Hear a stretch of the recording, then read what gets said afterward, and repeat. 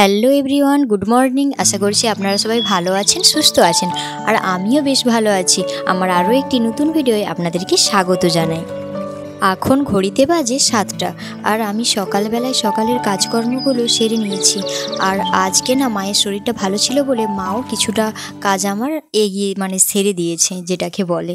সেই কারণে আর বেশি আমাকে কাজ করতে হয়নি। তাই সকাল সকাল আমি স্নান করেই কাপড়গুলো ধুয়ে মিলে দিচ্ছিলাম রোদে। আর আমাদের সামনের খামারটায় রোদ পড়ে ঠিকই, কিন্তু বৃষ্টি যেহেতু আগের দিন হয়েছিল, কাদার জন্য না সেই খামারের দিকে আর কাপড় মিলতে যায়নি। তাই চাতালের দিকটাই কাপড়গুলো মিলে দিয়েছিলাম। এখানেও রোদটা পড়ে, সেই কারণে আর নিয়ে যায়নি। আর মন্দির ধোয়ার জন্য না সবার প্রথমে আমি ঠাকুরের বাসনগুলো ধুয়ে নিচ্ছিলাম, আর বালতি করে এক বালতি জল নিয়ে যাচ্ছিলাম, যাতে মন্দিরটা ভালো করে পুছতে পারি।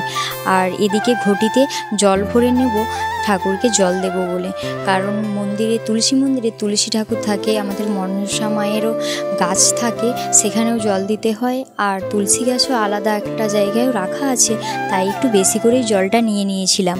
আর এবারে আমি মন্দিরের দিকে যাচ্ছিলাম। কিছু কাজ এমনই হয় যেটা শ্বশুর বাড়িতে আছে, বাপের বাড়িতে করে আসেনি, তবুও পারি না বললে তো আর হবে না। কারণ কিছু কাজ এমনই থাকে যেটা না পারলেও সেটা চেষ্টা করতে হবে। শ্বশুর বাড়িতে তো আমাকে সব দিন থাকতে হবে, তাহলে বাপের বাড়ির কথা ধরে বসে থাকলে হবে? তাই আমি ফুলগুলো তুলে নিচ্ছিলাম।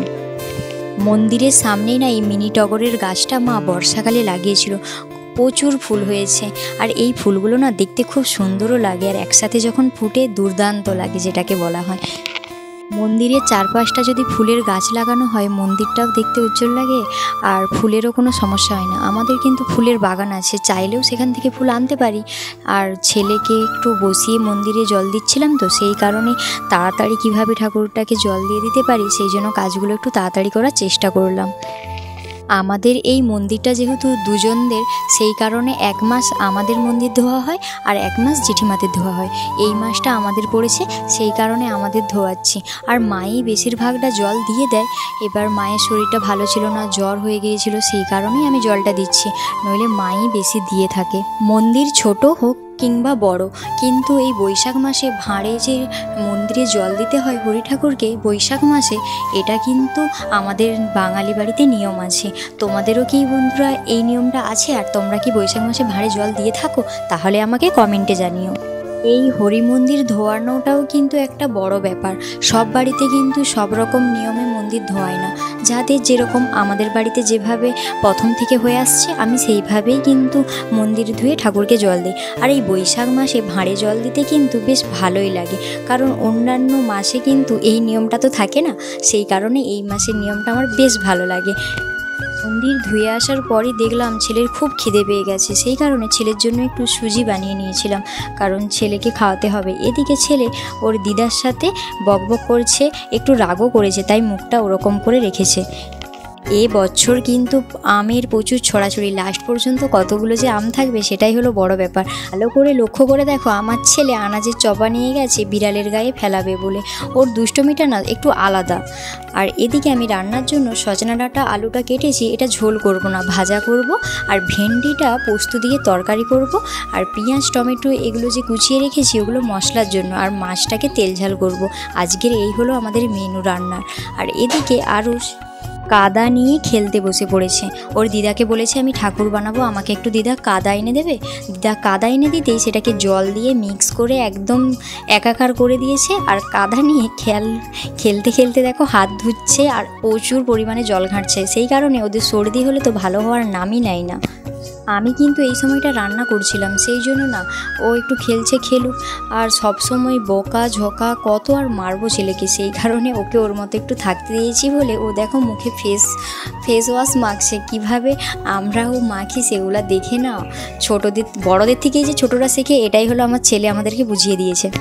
সন্ধেবেলায় ওর পিসি পেশা আর ওর বোন আসতেই ও খেলা শুরু করে দিয়েছে, খুব আনন্দ, বোনকে প্রচুর ভালোবাসে।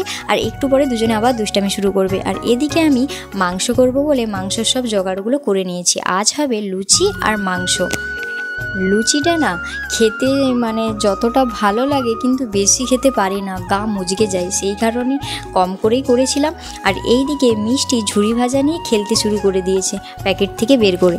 এদিকে ওর পিসি মাংসটা ধুয়ে মশলা মাখিয়ে না কিছুক্ষণের জন্য চাপা দিয়ে রেখে দিয়েছে, মাংসটার ভেতরে যাতে নুনটা ভালো ঢুকে আর সিদ্ধটাও যেন ভালো হয়। আর এদিকে মা ময়দাগুলো দেখো গোল করেছিল, সব গায়ে গায়ে জড়িয়ে গেছে, ওকে আবার আলাদা করে গোল করে লুচি বেলতে হচ্ছে, এতে সময়টা আরও লেগে যাচ্ছে। আর লুচিটা না গ্যাসে ভাজিনি, উনানে ভাজলেই কিন্তু ভালো লাগে আর তাড়াতাড়িও হয়ে যায় কাজটা। আর সেদিকে গ্যাসে মাংসটা করে নিয়েছিলাম। লুচিটা কিন্তু এরকম ফুলকো ফুলকোই হয়েছে আর স্বাদটাও খুব সুন্দর হয়েছে। আজকের কিন্তু এত কিছু আয়োজন কিন্তু আমাদের জামাইয়ের জন্য, কারণ জামাই ষষ্ঠী জামাই থাকতে পারবে না, সেই কারণে মাকে বলেছিলাম জামাই ষষ্ঠীর খাবারগুলো এক এক করে রোজ করে নিলে হয় না, কারণ এই যে জামাই চলে যাবে আবার কতদিন পরে আসবে তার তো ঠিক নেই, সেই কারণেই বিশেষ করে আরও করা। আর এদিকে আমার ছেলে একটা ঠ্যাং নিয়ে বসেছে আর মিষ্টি একটা ঠ্যাং খেতে শুরু করে দিয়েছে। ওদের ভাই বোনকে যেটা কিনবো বা যেটা করব দুটো না হলে মারপিট লেগে যায়। লুচির সাথে মাংস আর লুচির সাথে ঘুগনি, এই যে আইটেমটা খুব ভালো লাগে আমার। শুধু আমরা খেলে হবে, ছেলেদেরও তো খাওয়ার কথা ভাবতে হবে, সেই জন্য ওদের জন্য ইসাম বানিয়ে ফেললাম। আজকের মতো ভিডিওটা এখানেই শেষ করলাম। Please subscribe my channel.